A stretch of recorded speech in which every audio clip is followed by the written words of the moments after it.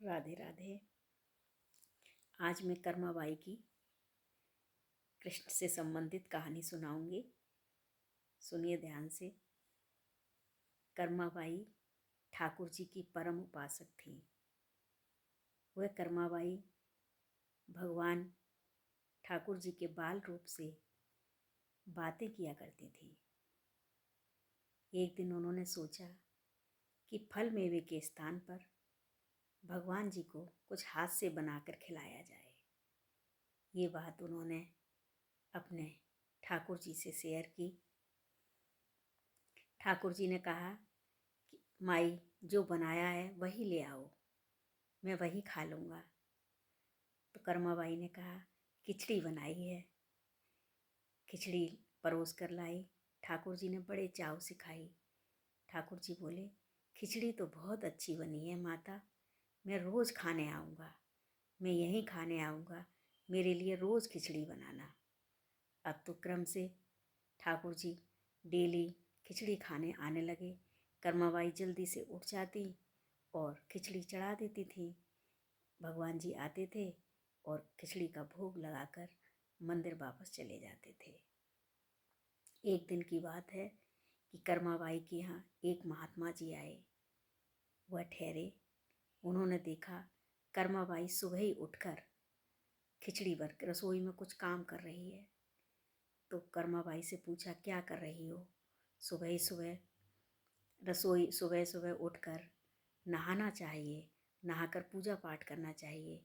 तुम्हें अभी सुबह अपने पेट की पड़ी है। उन्होंने कहा नहीं नहीं महात्मन, मुझे पेट की नहीं पड़ी है।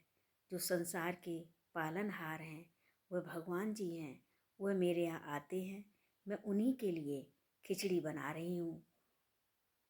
तो उन्होंने महात्मा जी ने समझा कि अरे ये तो बढ़िया आई भगवान जी को खिचड़ी खिलाने वाली। भगवान जी तो इसी की खिचड़ी खाने के लिए तो भूखे बैठे हैं। उन्होंने कर्माबाई को समझाया कि कर्माबाई तुम भगवान को क्यों अशुद्ध कर रही हो? सबसे पहले नहाकर रसोई घर साफ करके फिर भगवान का भोग बनाना चाहिए। भगवान का भोग हमेशा पवित्र भाव से बनाना चाहिए। कर्माबाई की समझ में आया। दूसरे दिन कर्माबाई नहाने के लिए चली गई। भगवान जी आए और भगवान जी बोले माता खिचड़ी लाओ, मुझे बहुत तेज भूख लगी है। तो कर्माबाई ने कहा कि थोड़ी देर रुको, मैं अभी आ रही हूँ, मैं स्नान कर रही हूँ अभी तो। फिर थोड़ी देर बाद फिर आवाज़ आई भगवान जी की, माता क्या कर रही हो? मेरे लिए जल्दी खिचड़ी लाओ, मेरे मंदिर के पट खुल जाएंगे। तो कर्माबाई बोली अभी तो मैं रसोई घर साफ कर रही हूँ। फिर थोड़ी देर बाद कर्माबाई ने खिचड़ी परोसी। झटपट ठाकुर जी ने खिचड़ी को खाया और झटपट मंदिर के लिए भागे। घर के बाहर आकर देखा तो महात्मा जी को देखा तो वो समझ गए अच्छा तो मेरी माता को पट्टी इसी ने पढ़ाई है। वह मंदिर पहुंच गए। मंदिर पहुंचे जब पुजारी जी ने मंदिर के पट खोले तो भगवान जी के मुख पर खिचड़ी लगी हुई थी। पुजारिनी ने भगवान जी से पूछा कि भगवान आपके मुख पर खिचड़ी कैसे लगी है? भगवान जी बोले कि मैं डेली कर्माबाई माता के यहाँ खिचड़ी खाने के लिए जाता हूँ। अब तो उन्होंने पूरी कहानी उसको बताई। उन्होंने कहा कि कर्माबाई के यहाँ जो महात्मा जी ठहरे हैं उनको समझाओ। उसने मेरी माँ को खिचड़ी बनाने से रोका है। आज खिचड़ी में वो भाव नहीं आया जो रोज आता था। पुजारी जी कर्माबाई के यहाँ गए और उन्होंने महात्मा जी को समझाया।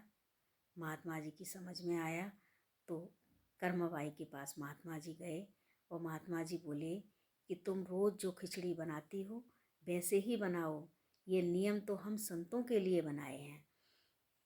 तुम तो खिचड़ी जैसे बनाती हो वैसे ही डेली बनाओ। अब क्रम से कर्माबाई खिचड़ी बनाने लगी। डेली ठाकुर जी आते और खिचड़ी का भोग लगाते और चले जाते थे। ऐसा क्रम काफ़ी दिनों तक चलता रहा। एक दिन की बात है, कर्माबाई के प्राण छूट गए और कर्माबाई परलोक सिधार गई। जब पुजारी जी ने मंदिर के पट खोले तो देखते क्या है कि भगवान जी रो रहे हैं। भगवान जी को रोते हुए देखकर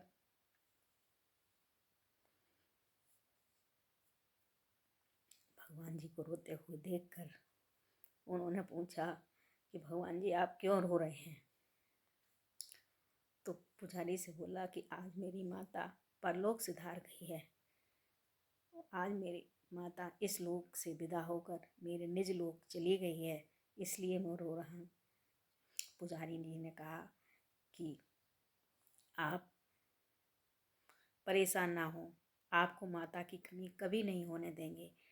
आप जैसे माता खिचड़ी बनाती थी वैसे ही आपको खिचड़ी का भोग लगेगा।